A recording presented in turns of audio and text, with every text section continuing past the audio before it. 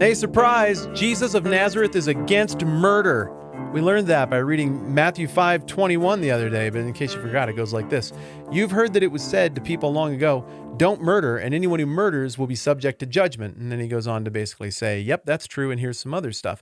So that's pretty good. I mean, I guess if anybody who's there listening to Jesus in this moment is listening to him talk about like the law and how that's all going to fit in and that he's the fulfillment of it, I guess the big obvious question will be like, well, what about killing people? Well, thankfully, he answers that right off the bat. Nope, killing people is still going to be wrong in the kingdom. We're going to go with not murder. But the stunning thing is that then he flips it around to some stuff that really gets into our business, into our invisible business, the stuff that other people don't see, the stuff that happens in our brain, in our heart, in our essence, in our core, whatever you want to call it. And that creates a conundrum for you and me, my friends, because the whole deal here socially with the podcast thing is that I don't tell you what to do. And there are a few reasons that I don't tell you what to do. One is because of how often I've been wrong. And so if I go around telling people what to do all the time and have the continued track record I've had in the past of rightness versus wrongness ratio, I would be very concerned about bearing the moral culpability of that because I get things wrong sometimes. And I kind of want to be smart about how often I go trotting things out. I'm like, everybody needs to do everything my way because I don't know, I might need to land somewhere else. Another reason that I try to be smart about that is because it would make me a complete and total hypocrite most of the time. Because even though it's fun to do the fake humble thing where you're like, hey, everybody has problems. I have problems too, but you don't mean it. I can't do that. I have problems too. And in fact, I've got a pretty good ledger list of a bunch of red writing that says I shouldn't have done that and I shouldn't have done that and I hurt people there and I shouldn't have said those things. And so I just have enough in my backstory that I'd honestly like to be careful about how bossy I get about other people's behavior, especially on stuff like this where it's kind of mingled with what God is purported to be saying about things. I kind of like to leave those words in his mouth and be pretty smart about painting myself into a corner with my dumb, bad behavior and my history and my flaws that make me into the biggest hypocrite of them all. So there's a reason that we're going for a healthy dose of me not telling you what to do here. But there's a problem, and that is that the Bible at times does. And most of the time, it really doesn't. Most of the time, the Bible is just, here's God, here's the circumstance, here's what he does in the circumstance. And now you know more things about how God is and how he responds to stuff. And the more you do it, the more you can kind of triangulate what his values are, what he's into, what he thinks about stuff. And the more you get a sense of those values and that agenda that he has to redeem and bring glory to himself, the more you can be like, I don't like that, and I would prefer not to associate myself with that God. Okay, like that's one response. Or the more you get familiar with that stuff, the more you might be like, I like that. That seems truer and realer, and I would not only like to associate myself with that God, I would like to imitate his values and implement that stuff into my decision-making and my priority. I really think that's most of how the Bible is supposed to affect people. But there is some very direct stuff in here about what you actually do and what you don't. And there's just no getting around the fact that it is held out as being, in this case, from Jesus himself, God in the flesh, that the text is purported to be inspired by God and accurate and useful for teaching and correcting and reproof and training in righteousness and all of that stuff. And so what that means is, at times, and it is the great minority of the text, but at times, Jesus is on screen saying, here is right stuff and here is wrong stuff. And what's crazy is that most of that is not really about obvious, measurable external things. When Jesus is talking about right and wrong, he always seems to drive down to the level of the deeply personal, deeply uncomfortable in your business. And I think that's why he's off-putting to some people, is that he does presume to get in your business. He really does think that he is king of everything and that there is a kingdom and that he's in charge of it and that what he's laying out in this kingdom manifesto is real and that this is the best kingdom to be a part of and that these are the values of the kingdom and that everybody who's hearing this needs to change and adjust to be on board with what he's about. Again, please do not mishear that as everybody needs to adjust to whatever I think. Who cares what I think? But Jesus is speaking with that level of authority. And in fact, I mean, that's exactly how the Sermon on the Mount ends. Remember? I mean, they get done listening to all of this stuff that he says so boldly. And then it says, when Jesus had finished saying these things, the crowds were amazed at his teaching because he taught as one who had authority and not as their teachers of the law. So, yeah, the original audience took it this way too, my friends. They were like, that is in my grill, that is in my wheelhouse, and is challenging and frustrating and maybe humbling, and maybe something I really need to hear, and maybe something I don't want to hear, and it's meant to cause you to wrestle. So as we dig deeper into this whole series of You've Heard It Said, but then I tell you kind of statements that we're looking at right now, I'm just going to try to break down the text, and you do with it what you need to, and I'm going to try to do the same thing, and we land in the same place. Cool, we can high five over that. If we don't, cool, we can high five over that too. Let's just game the thing out together and do with it what we need to. Okay, everybody can agree that murder is wrong. I think most of us can agree that you don't really score points by not murdering people. I mean, really, isn't that just pretty much a base level expectation for all humans who we can encounter? I mean, the mailman comes by and you don't even really think to yourself, like, I bet that guy never murdered anybody. And you just pretty much assume that if you're interacting with a person, they're not murdering people, which is great.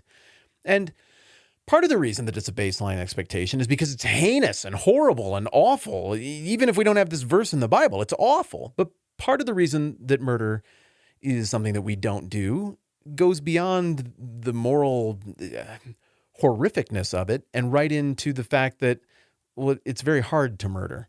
Like, you might think, no, it's not that hard. I mean, you just stab somebody or something. But really think about that. The social consequences, the fact that the whole world's populated with people, that we're all connected. Somebody's going to know that you did it. Even if nobody else does know that you did it, you're going to know that you did it. That isn't going away. And man, what if the murder goes wrong? And you're like, oh, I'm just going to knock one out here tonight. I mean, surely it's going to cross your mind that they might murder you back, that they might be a better potential murderer than you. And when you unleash the beast, you might be the one who gets dead.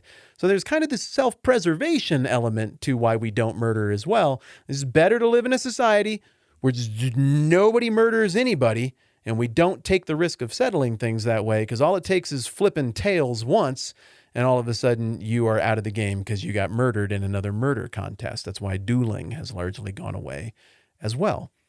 But beyond just the social consequences and the fact that it's morally horrific and we can conceptualize that, beyond the religious consequences that, you know, we see something that holds itself out as being from God saying don't do it, there's also something I alluded to real quickly, and that is the human individual universal cosmic sense of right and wrong aspect of murder that makes us not do it. So I've told you this before, I'm going to tell you again. My first year of college, my first class at Trinity College in Chicago was with Professor Cliff Williams. It was an intro philosophy course, changed my life in more ways than one. But one of the ways is I walked in and there's this beautiful brown-haired lady sitting right there with these piercing blue eyes. Her hair is just like this explosion of curls, just beautiful, smiley, friendly, warm, inviting. And my brain goes right to, well, no way I'm getting invited to sit by her. And then she did, patted the chair right next to her and clearly was pointing at me. And I was like, and yes. I went and sat down next to her. And obviously it's going to be my wife, because you can't say it with this much enthusiasm if it turns out to be like, yeah, and then we dated for a couple of weeks and I met my wife and she was pretty good too. No, it turns out to be my wife. I sat down, I'm feeling all good. And she's like, yeah, there's some weird guy that's trying to sit by me. If you sit here, he won't. I'm like, oh, I wanted it to be because I'm hot. But okay, whatever. So I sat in that class. I got to sit by her a lot. And I remember that one of the things that she and I and the rest of the class gamed out together was an exercise that the professor put in front of us. He said, all right, imagine the ring. And even though there's no camera, I just took it off of my finger. I don't know why. I'm holding it up like Boromir did now. Imagine the ring from the Lord of the Rings. And it's a ring that can, turn you invisible and nobody can see you and you can get away with stuff probably. But imagine now that instead of making you physically invisible, the ring makes you morally invisible. And when you put it on, nothing you do counts. There are no social consequences. There are no moral consequences. There is no individual guilt. You don't have to feel any of that if you don't want to. God doesn't see it. Nobody sees it. So I get to thinking about it and I'm like, would I put on that ring? And then I thought a little bit more and I was like, no, because I am an 18-year-old super Christian who only does the things that are right. I wouldn't put it on because I don't want to say the F word, and I don't want to vote for the bad political party, and I am more interested in spending my time seeing what other people do wrong so I can notify them of their bad behavior and eventually get everybody up to my level. I honestly thought that in my head. I fortunately didn't say it out loud, or I wouldn't have probably got to marry that girl. But in my brain, I was like, why would I need a moral ring? I'm already right about everything. I do everything right. I read the Bible, once, and maybe part of twice. I was a pastor's kid, and I worked at a Christian bookstore selling audio adrenaline CDs, so I am good. So no, I don't want your dirty moral ring, and this whole exercise is dumb, and it's for bad people. And then I went and screwed stuff up. Just, maybe not calamitous stuff, but somewhere after there, I just started making mistakes and became an adult. And I was like, oh, I shouldn't have said that to those people. Well, I shouldn't have done that. Well, I really hurt them, didn't I? And I wouldn't say I ever became like a scoundrel or anything, but you get out from under your parents' roof a little bit, and the consequences of them stopping you or of them catching you doing bad things are gone. I don't know. It's easier to make mistakes. And I made mistakes, and I felt bad about it. And some years later, I went and revisited that, and I thought, wow, you know what? I think I probably would put that ring on. I might not wear it for very long. I might just put that thing on real quick, just to try something out or, help get myself out of a difficult situation. But pretty soon I'd be wearing that ring a lot more because I think there'd be something really appealing about not having any moral accountability. Think about that exercise. Hopefully you're thinking about that exercise as I talk about it. And it really does raise some questions. But I wonder, would you ever really be able to escape, regardless of what your view of the world and God and human life is, would you ever really be able to escape that sense of, I did something really, really screwed up there? I think that if you're religious, obviously there's a being to whom you're accountable. If you're a person who's not a sociopath and you care about others at all, there are people, there's society to whom you're accountable. Even if you're the closest thing in the world to a nihilist, and I don't believe that there are any actual nihilists, or they would be dead. Anyone who is alive values something and believes there's meaning in something at some level. Now, I think whatever your thought system is, there would be this implicit thing within you that says, I shouldn't have done those things. Like, for example, murder, the most obvious of things not to do. So I think what Jesus is doing here is saying, you get no credit for not murdering people. None.